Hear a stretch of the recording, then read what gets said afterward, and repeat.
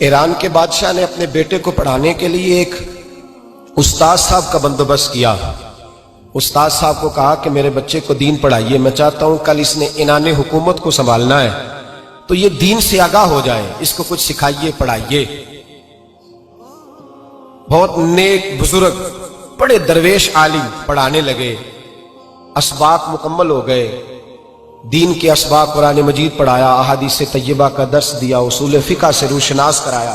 جب بچے نے مکمل تعلیم حاصل کر لی اور آمین ہو گئی، دستار ہو گئی، فارغ ہو گئے، تو پھر ایک دن استاد صاحب نے کہا بیٹے کل تم نے ضرور آنا ہے، کچھ بات کرنی ہے۔ شہزادہ گیا ملنے استاد صاحب سے، استاد صاحب نے کنڈی لگا لی، ہاتھ میں درہ پکڑ لیا، مار مار کے پورے وجود کو زخمی کر دیا، کوئی غلطی نہیں، کوئی بات نہیں، مارا۔ اب بچہ آیا آ کے بادشاہ سلامت سے کہا کہ ابا جی سمجھ نہیں آئی، بڑا مارا ہے استاد۔ تو سیانے تھے نا بادشاہ، یہاں تو قاری صاحب روز کٹہرے میں کھڑے ہوتے ہیں، مولوی صاحب آپ نے میرے بچے کو کیوں مارا ہے؟ آپ 8,000 کے مولوی ہیں، میرا کئی کروڑ کا بچہ ہے، سویرے بدل لیں گے، خبردار آپ نے بچے کو ہاتھ لگایا، اپنی حیثیت میں رہے معاذ۔ جو قومیں استادوں کو کٹہروں میں کھڑا کرتی ہیں وہ ترقی نہیں کر پاتی، جو استادوں کو کٹہروں میں روز کھڑا کرتے ہیں۔ کہا ابا جی بڑا مارا ہے، تو والد بڑے سمجھدار تھے، کہنے لگے بیٹا استاد باپ ہوتا ہے، وہ زیادتی نہیں کرتا، کوئی بات ہوگی میں تیرے استاد کو کٹہرے میں نہیں بلاؤں گا۔ اماں سے بات کی، اماں کہنے لگی بیٹا میں تیرے باپ سے کیسے بات کروں، ڈر آتا۔ وقت گزر گیا، 22 سال بیت گئے، 22 سال گزر گئے، بادشاہ کا انتقال ہوا، شہزادہ تخت پہ بیٹھا، پہلا حکم یہ دیا کہ میرے استاد کو بلاؤ، پہلا حکم۔ استاد جی بوڑھے ہو گئے تھے، چھڑی کے اوپر ٹیک لگا کے آئے اور بھویں سفید ہو کے جھک گئی تھیں، یوں آنکھ کھول کے بڑی مشکل سے دیکھا، کہنے لگے شہزادے حکم ہو۔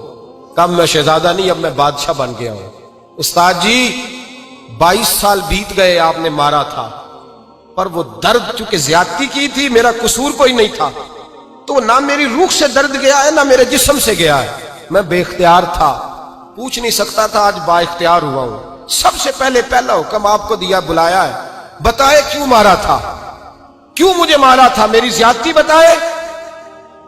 تو استاد، بوڑھے استاد کی آنکھیں آنسوں سے بھر گئیں، کہنے لگے بیٹے بس آج کے دن کے لیے مارا تھا، یہ جو دن آ گیا نا میری زندگی میں اس لیے مارا تھا، یہ میں چاہتا تھا میری زندگی میں وقت آئے، آج کے بس میری مراد پوری ہو گئی۔ کہا صاحب کس لیے، مجھے بھی سمجھائیں۔ آپ فرمانے لگے کتنی دیر ہو گئی تجھے مار کھائے ہوئے، کتنا زمانہ بیت گیا؟ کہنے لگا 22 سال۔ فرمایا زخم بھولے تو نہیں، درد ختم تو نہیں ہوئی، تمہیں بات ایک منٹ کے لیے بھی تمہارے حافظے سے محو تو نہیں ہوئی؟ کہا استاد جی روز رات کو یاد آتی، روز خیال آتا تھا۔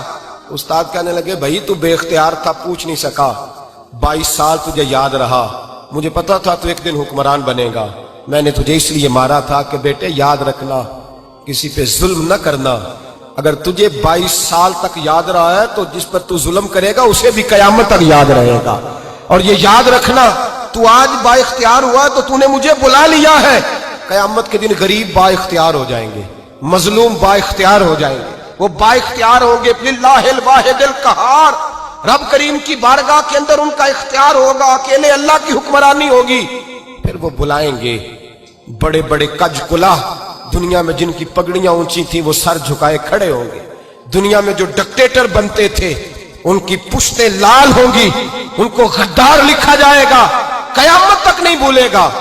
ظلم کرنا تو سوچ سمجھ کے کرنا، اتنا کرنا جتنا تم سہ سکتے ہو، اتنی زیادتی کرنا جتنی قیامت میں تم برداشت کر سکتے ہو۔